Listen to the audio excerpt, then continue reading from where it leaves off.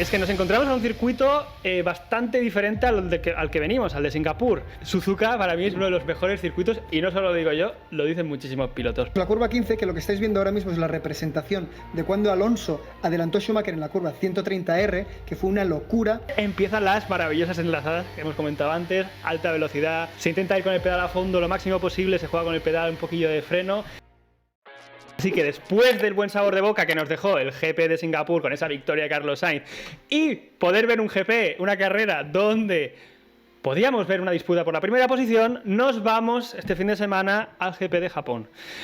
Y voy a intentar no sonar muy emocionado porque Suzuka para mí es uno de los mejores circuitos y no solo lo digo yo, lo dicen muchísimos pilotos. Un trazado de unos 5.807 metros que debutó en el calendario de la Fórmula 1 en 1987 y en el cual vamos a dar 53 vueltas en carrera y que está repleto de curvas de alta velocidad, las cuales van a someter a la Fórmula 1 a las máximas cargas, que esto es una de las cosas más chulas que tiene este circuito. El circuito de Suzuka, por cierto, así ya os lo digo, ha sido testigo de grandes momentos de la Fórmula 1, ya que siempre se ha encontrado pues, al final del calendario, y tenemos desde los momentos más polémicos de Senna y Prost, cuando justo empezó Suzuka en el calendario, y ya tuvimos show.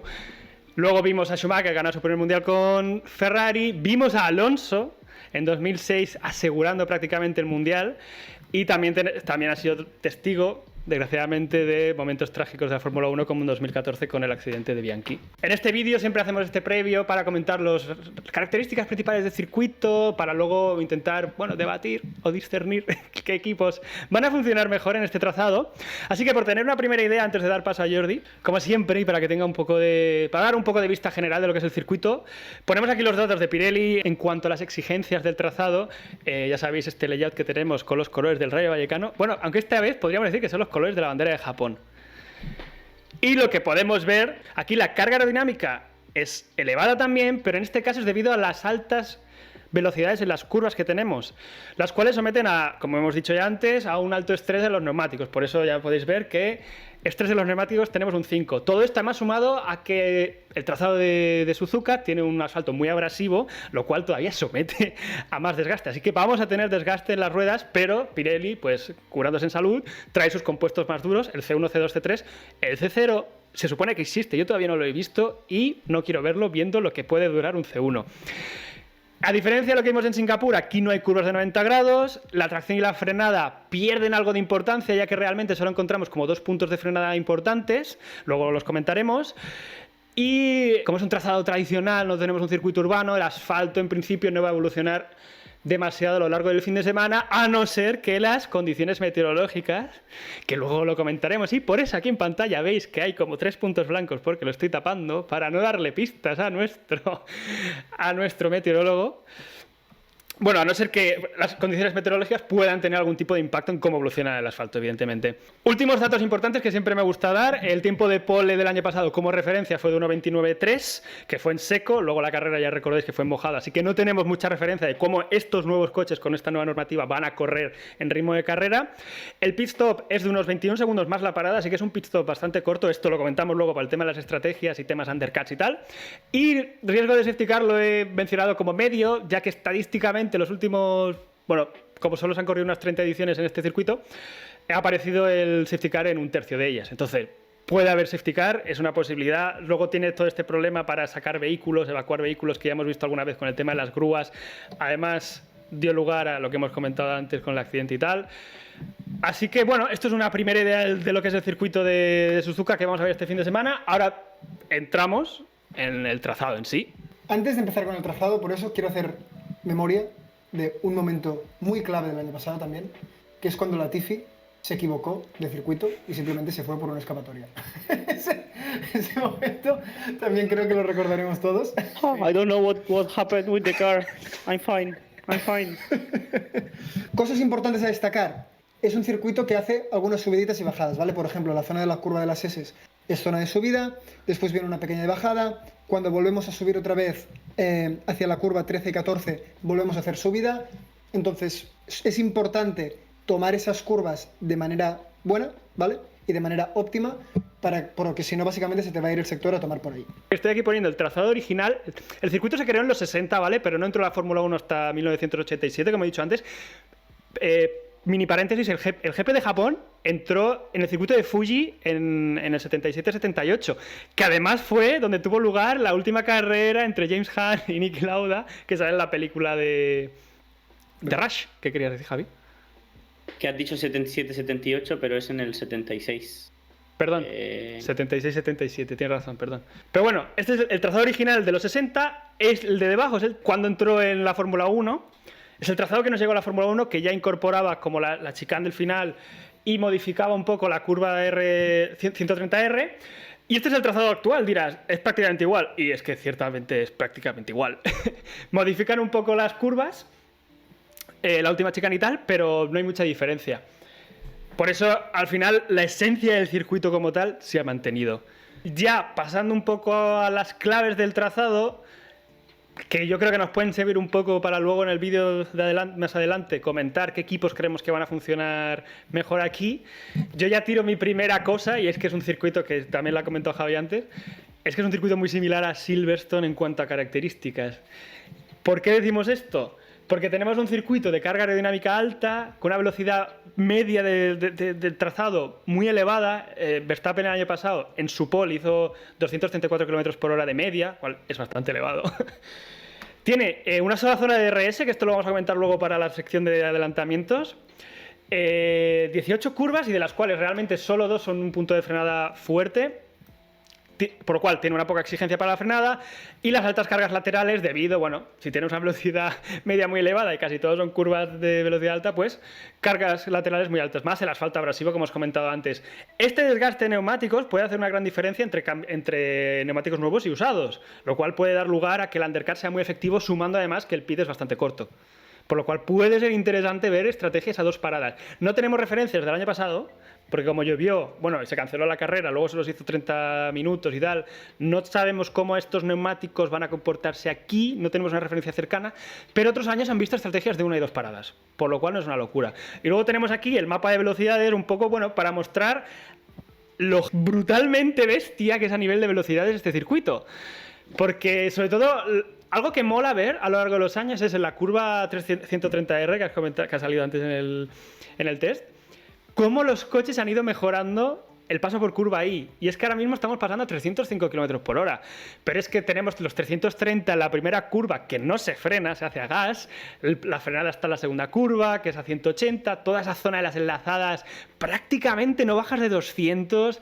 Luego lo que has dicho tú de todas esas que llegas, tienes también subidas en toda esa zona, entras en la zona de la curva 8, curva 9 a 270. O sea, es un circuito que es muy bestia técnicamente y a nivel de velocidad y exigencias para el coche. Entonces, aquí he querido como separar, individualizar como 2 zonas que a mí me parecen, lo he llamado las claves, las curvas más bonitas del mundial, pero es que me parecen espectacular ver a los coches circular por aquí. Lo primero son las S del circuito del primer sector, que la estoy marcando aquí, he puesto la foto un poco para el que no recuerde de qué estamos hablando, y además es lo que decías tú de cómo va variando las alturas. Aquí tengo el mapa de altura del circuito y se va viendo cómo toda esta zona de aquí es en subida, además. O sea, que todavía lo hace más espectacular ver a los coches ahí dándolo todo full throttle, haciendo toda esa zona, que además es una zona de súper exigencia para la carga aerodinámica, para el coche, porque, claro, tienes que generar mucha carga aerodinámica para pasarlo más rápido. Cuanta más velocidad tienes, más carga aerodinámica vas generando, pero tienes que tener el límite en el que las cargas laterales no te hagan perder el culo del coche, porque hay un límite físico, obviamente. Y entonces, claro, ahí está el juego, jugar con el balance del coche para poder pasarlo más rápido por ahí, y a mí me parece espectacular. O sea, es como... Esto es Fórmula 1. O sea, esta zona es como... Esto es la Fórmula 1. Y luego la 130R, que antiguamente era mucho más exigente porque aerodinámicamente los coches eran peores y por eso tenía mucho mérito hacerla a gas. Ahora, desde hace unos años, pasa un poco lo mismo con Orush, que antiguamente el que la hacía a gas era wow. Ahora con estos coches que tienen una aerodinámica tan bestia, se hace mucho más fácil a gas. Entonces ha perdido un poquillo esa magia, y luego lo podemos comentar que a nivel punto de adelantamiento, bueno, ahora no es tan locura como hace unos 20 años, pero bueno, sigue estando ahí como siendo una de las curvas más recordadas del calendario de Fórmula 1. Y ya decir, oye, a lo mejor una zona de RS en esa recta, no.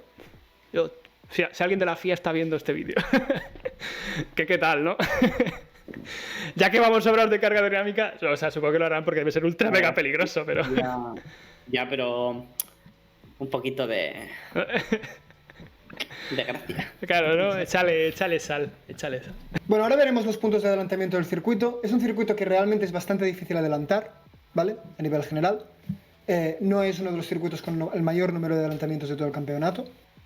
Pero bueno, sí que hay ciertos momentos o ciertos sectores donde es más favorable. Aún así, como siempre, hay locuras hechas por algunos pilotos que también les vamos a recalcar y a destacar, por si acaso, por lo que sea, de repente sale una leyenda entre los pilotos que tenemos ahora, o se le despierta la leyenda a alguno de los pilotos que tenemos ahora y se le ocurre hacer algo del estilo. Logan Sargent, es mi momento, ¿sabes? A ver, yo quiero decir que Latifi estuvo a punto de hacerlo. Eso que hizo, esa curva que cogió, estaba entrenando un adelantamiento. Lo que pasa es que nadie... Es un incomprendido. No, sí.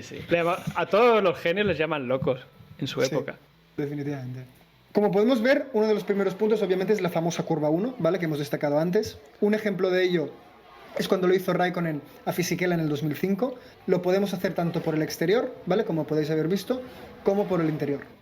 Ninguna de las dos, bueno, por el interior obviamente siempre es más fácil, pero aquí cada uno a gustos. Después las S, obviamente ni se te ocurra, porque entonces comprometes todo el sector. Tenemos la curva 8 y 9, que aquí hay gente que se la pega, entonces mostrarlo no lo hemos mostrado. Después llegamos a la curva 11, ¿vale? La hairpin, donde es realmente bastante difícil hacerlo, pero bueno, si te tiras por el interior, pues puedes conseguir pasar al coche que llevas delante. Como podéis ver, hay una mínima inclinación que también puede favorecerlo, parecido a lo de Zandvoort, obviamente sin llegar a ese punto. Y después tenemos la curva 15, que lo que estáis viendo ahora mismo es la representación de cuando Alonso adelantó a Schumacher en la curva 130R, que fue una locura, y finalmente tenemos la chicane, que es donde lo hizo Senna con Prost, ¿vale? Porque básicamente lo envió a la valla. Entonces lo acabaron descalificando porque ganó la carrera, pero echando a Prost. Vaya. Y esto, pues, es los puntos de adelantamiento más clásicos de Suzuka. Obviamente, lo que hemos dicho y recalcado, seguramente donde sucederán todos es en la curva 1, ¿vale? Ya sea por el interior o por el exterior. Yo simplemente añadir que, como la detección del DRS está justo antes de la última chicane, claro, si adelantas justo antes de la última chicane, piensa que además te ganas todo el DRS para la recta de después. Por eso es un poco el compromiso de decir, ostras, ahí puedes ganar mucho. Pero es lo que dices tú, es una zona muy arriesgada. Los coches además son mucho más anchos ahora, o sea que es un poco de locura, pero complicado. A veces se ven adelantamientos ahí, y en la 13-14 también se ve alguno, pero es como... Tiene que haber mucha diferencia de neumático y de coche realmente. Ya hemos dicho que es un circuito realmente un poquillo, bueno, vamos a decir juguetón para el tema de los adelantamientos. Tema súper importante, evidentemente, la salida. ¿Y por qué la recalco? Bueno, porque como tiene esta primera curva que es alta velocidad y el punto de frenada está yendo a la segunda, tenemos 611 metros de full gas, donde además todo el lado izquierdo, bueno, todo el lado derecho, perdón, lado izquierdo si estás en la pista, lado derecho si estás viendo la foto, es el lado limpio, o sea que es donde vas a tener ventaja en la salida. Hubo una polémica en el 1990 porque cambiaron justo lo que se consideraba lado limpio, y Senna, bueno, hubo mucha movida con Senna y Senna acabó estampándose a propósito con Prost, bueno, pero no vamos a entrar en eso. Pero al final la idea es que se juega muchísimo en esa primera curva a alta velocidad, hay como una trazada buena, digamos. ¿Y qué puede pasar? Que se provocan embotellamientos, se puede intentar aguantar el paralelo, pero en la segunda curva, que es donde tienes que frenar, se cierran para buscar la trazada buena, y ya pasó en 2019, Verstappen y Leclerc tuvieron un choque. Aquí lo estamos poniendo desde el onboard de Hamilton, que lo vio en primerísima persona. Y luego lo segundo es que, como podéis ver, toda la escapatoria exterior es de asfalto, no en la primera curva, sino a partir de la segunda. Así que no va a ser nada raro, como se forma ese cuello de botella en la primera frenada, ver coches por ahí. Porque es un poco sálvese quien pueda. No tanto en las primeras unidades, porque tienen como bastante espacio para jugar, pero a medida que va llegando el pelotón de atrás, porque no va a ser nada de extraño que alguno se marque alguna excursión por ahí detrás. ¿Puedes poner otra vez la foto anterior, Guille, porfa? La de a salida. Sí. Sí, estamos viendo ahí, no sé, yo te pregunto, ¿sabes si esa salida del pit puede ser un poco caótica, teniendo en cuenta esa entrada a curva tan rápida, viniendo de la recta de DRS, y que alguien salga del pit? ¿Sabes si ha habido casos? Bueno, da lugar a pelea. Da lugar a pelea. No tanto a nivel de que se... velocidad. Sí, pero al final tienes como ese carril de aceleración, como si te estuvieras incorporando. Entonces, cuando llegas a la primera curva saliendo del box, ya vas bastante rápido. Entonces, como que puede dar lugar a que el que venga de atrás tenga que pelearte la trazada. Es muy importante salir delante porque tienes todas las enlazadas que si no consigues adelantar al piloto que te venía detrás, te comes un tapón. Viene todo el aire sucio. Claro, y te comes todo el tapón, claro, hasta el punto de adelantamiento que encuentres, que ya es un poco como ha dicho Jordi antes. Y el próximo DRS es justo una vuelta. Claro, exactamente. Claro. Entonces, sí que hay pelea en la salida del pit y sobre todo por lo que digo, ganar la trazada y estar delante. Y ya yo creo que uno de los temas más importantes, evidentemente, cuando hablamos de un previo, es nuestra sección de la previsión meteorológica, en la que Javi... Hay empate. Si ahora mismo está igualado con Google, recordad que Javi está jugando las previsiones meteorológicas con Google GP tras GP, ahora mismo van a empate, y el perdedor será borrado del mapa, eliminado del mapa. Desaparece. Sí, no ha existido. Habrá que usar Bing como buscador. Entonces, Javi, ¿qué tiempo va a hacer este fin de semana?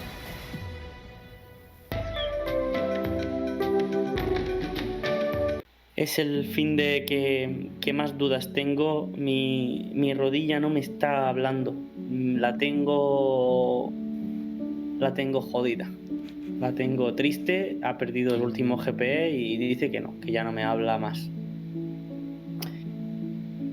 Yo digo que llueven todos los días.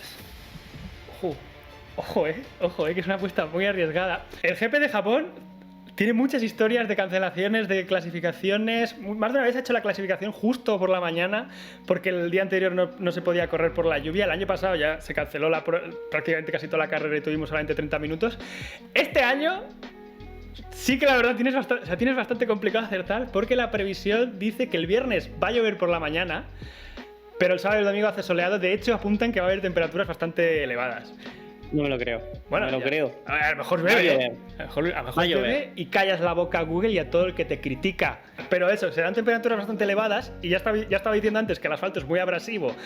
Y si encima le subas unas condiciones climáticas complicadas, vamos a ver el desgaste, cómo se comportan los neumáticos este año.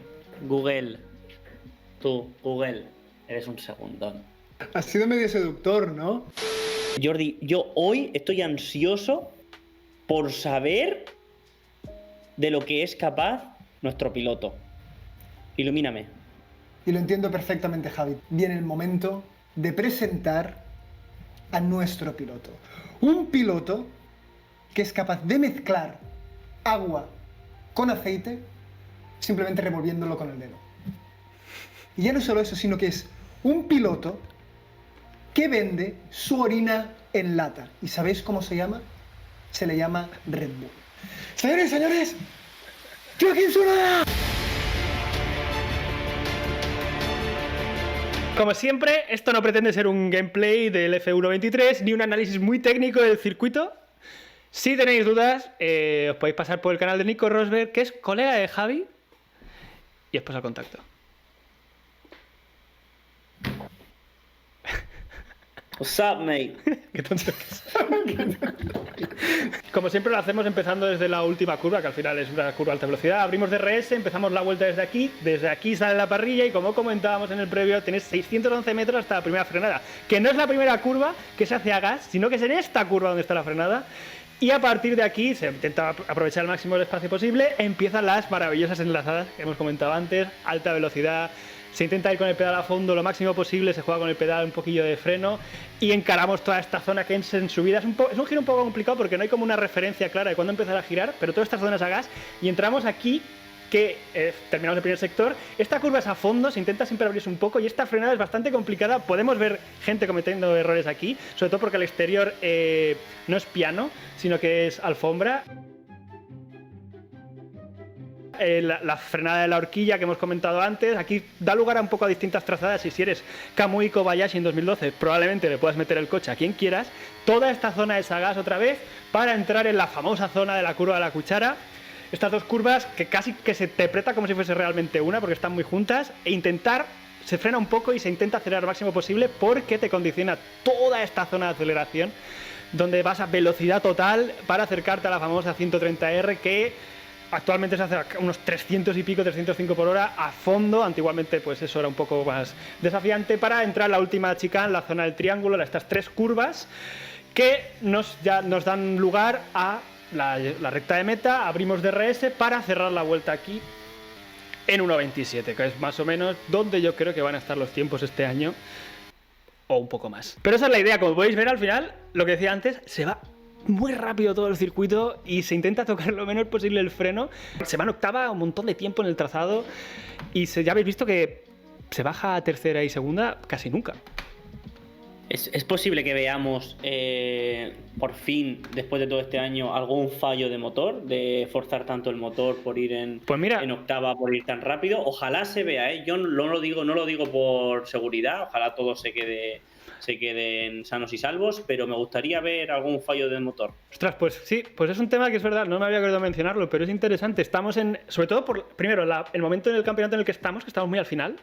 Ya hay muchos equipos que están llegando con límite de recambios, de que ya van a tener que sancionar. Así que, pues sí, es un circuito muy exigente para el motor, por esto que acabas de decir. Así que podríamos ver equipos sancionando.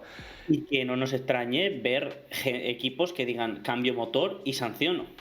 Sí, no sería una locura, tampoco verlo. Y luego ya por último, siempre nos queda, ¿cuándo vamos a poder ver este maravilloso Gran Premio, ¿no? Así que en España ya empiezan los horarios complicadillos y tenemos los libres 1 a las 4 de la mañana, libres 2 a las 8 de la mañana, libres 3 a las 4 de la mañana el sábado y la clasificación a las 8. Hay que levantarse pronto, tampoco hay que exagerar, ¿eh? Y luego te queda toda la mañana por delante maravillosa para disfrutarla, para comentar con tus amigos la maravillosa carrera que nos va a traer este Gran Premio, ¿verdad? ¿Y dónde verlo? Pues cada uno donde pueda, porque el DAZN está carísimo.